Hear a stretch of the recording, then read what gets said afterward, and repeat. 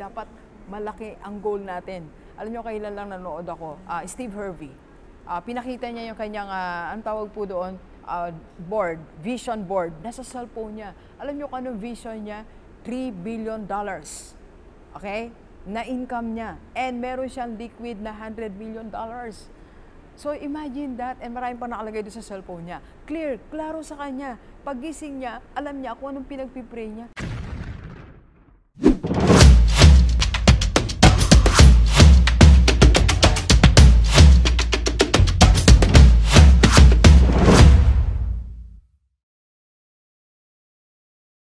Alright, Gilivers, nandito pa rin tayo sa House of Transformation. So, speaker tayo later. Naghihintay lang tayo ng time. So, ang topic natin ay relentless. Alright? So, discuss ko na sa inyo, mauna na kayo bago sila. Okay? Let's go. Let's go. So, pag tinignan natin, ang ibig sabihin na relentless, ito yung, you just keep going, di ba? Ito yung mga negosyante na bangon ng bangon, ting umaga, gawa ng gawa, inahabot ng ating gabi, working 16 hours. Sino po sa atin, you are working 16 hours a day? So, alam nyo, experience ko yan, I'm working 16 hours a day. Alright? So, and marami pa tayong ginagawa, stress na stress tayo, di ba? So, relentless. Pag sinabing relentless, pinatayo, lahat ng relentless, ginagawa ang pagiging relentless. Lahat tayo tatayo.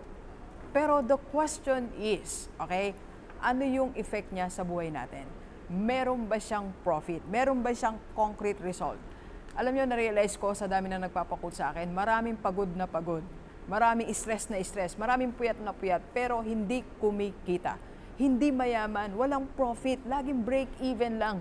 What's wrong? What is happening? Ano ang mali? So, eto na-realize ko. Because we are relentless in the wrong way. Mali ang paraan natin ng relentless, hindi natin tinatama. So, ang challenge ko ngayon, i-challenge ko lahat ng mga nanonood, more than 200, almost 300 pati yata sa Zoom, meron kami. Paano natin gagawin ang pagiging relentless? Okay? So, unang-una po, dapat meron tayong clarity. Yes. Dapat clear sa atin, ano ba ang goal mo? So para klaro yan, dapat tingnan mo, reviewin mo, what are your goals? Alam nyo, for me, itigil na natin yung maliit na goal. Itigil na natin yung goal na, makaraos lang, makabayad ng empleyado. E di sana nagtrabaho ka na lang, kung gusto mo rin lang break even. So try to review your goal, okay? Dapat malaki ang goal natin. Alam nyo, kailan lang nanood ako, Steve Harvey. Pinakita niya yung kanyang, ang tawag po doon, board, vision board, nasa cellphone niya. Alam nyo kung anong vision niya? $3 billion. Okay? Na income niya. And meron siyang liquid na $100 million. So imagine that, and maraming pa nakalagay doon sa cellphone niya. Clear, klaro sa kanya. Paggising niya, alam niya kung anong pinagpipray niya. Alam niya kung saan papunta yung negosyo niya. So sa atin kasi hindi klaro, magkano ba talagang gusto mong kitain, di ba? So tingnan natin magkano dapat ang gusto mong kitain, okay? You must have clarity, kapatid, clarity. Lahat ng mga nabasa ko na mga multimillionaires, mga CEO, ang una nilang sinasabi, advice nila, have clarity of all the things from your goal, from ginagawa natin. Clarity. Alright? So second, assertiveness. You have to assert on your goal. Kanina binanggit ni Sir Russ yung paano tayo nag-grow. Pag ganun-ganun ang growth natin eh. So sa business din natin, hindi yan straight line na ganun.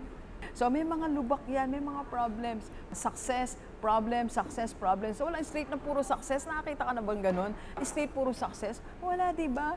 Pag nakapunta ka sa isang success, merong problem, meron kang isosolve.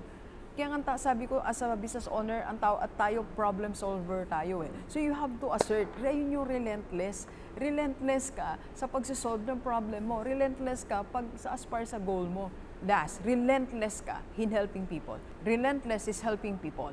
So sabi kanina ni Coach Russ, you just keep helping people. He just kept on helping people. So hanggang umunlad yung mga businesses niya, just help people. Dok, paano I'm helping people? Eto. Sabihin ko po sa inyo, we are helping people, yes.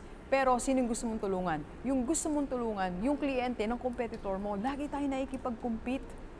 Nalilimutan mo na merong unserved, okay? Merong unserved na market, merong unserved group of people na they are also waiting for you, waiting to be served. Alam nyo sa amin sa financial industry, no? So sabi ko nga, dati, pag sinabing financial industry, ang iniisip natin, mga professionals, di ba, mga business owners, yung mga clients natin, mga REITs, upper middle class. So yun yung ating iniisip natin na client natin. And that was also what I thought before when I was running my financial industry business. So mali po pala, ang daming unserved. Ang daming hindi pa nasiserve sa financial industry, sari-sari store owner, taxi driver, mga DH sa Hong Kong, mga unserved, walang pumapansin. Yan ang pansinin natin. Alright, so Delivers, nanggigigil na po si Rockstar. Baka wala na akong masabi mamaya. Pero ang sinasabi ko po, be relentless, okay? Relentless the right way, okay? Let's go, let's go, let's go. Kape po tayo mamaya. Maglalunch muna ako. Ay, maglalunch na tayo, no? Ay, salamat ko. Kain muna tayo. Let's go, let's go!